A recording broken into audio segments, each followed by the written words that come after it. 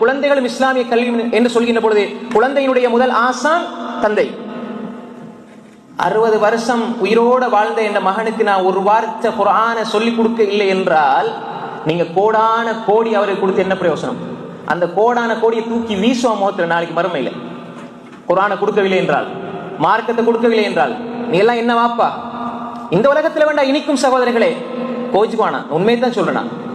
இந்த உலகத்துல நீங்க எதை கொடுங்க, பங்களா கட்டி கொடுங்க, ஏக்கர் கணக்கில் காணி வாங்கி கொடுங்க, சொத்து சேர்த்து வைங்க, செல்வத்தை சேர்த்து வைங்க, வாகனத்தை வாங்கி கொடுங்க, பெரிய பெரிய வெஸ்டர்ன் கண்ட்ரிஸ் நாடுகளுக்கு கிழமைக்கு ஒருக்கா மாசத்துக்கு ஒருக்கா போறதுக்குரிய பணபலத்தை ஏற்பாடு செஞ்சு கொடுங்க, அப்படி உள்ள அறிவை கொடுங்க.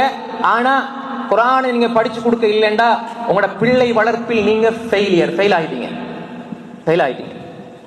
ஏன் அல்லாஹ்வுடைய கலாம உங்களோட மகனுக்கு சொல்லி கொடுக்க உங்களுக்கு முடிய இல்லை என்றால், பெருசா மீட்டிங் பெரிய பெரிய இது கான்ஃபரன்ஸ்ல நாங்க பேசுறோம், என்ற பிள்ளையை நான் இப்படி வளர்த்து பிரான்ஸ்ல எப்படி, யூகேல எப்படி, இங்க வச்சு இந்த லெவல்ல வச்சிருக்கிறேன் பாத்தீங்களா? பிள்ளை வளர்ப்புக்கு இவர் உதாரணம். அந்த பிள்ளை கூப்பிட்டு எப்படி உதவு செய்யறன்னு கேட்டால் தெரியாது, சூரா ஃபாத்தியா ஓதுனா தெரியாது. இது கேடுகட்ட வளர்ப்பு, இது நல்ல வளர்ப்பு அல்ல.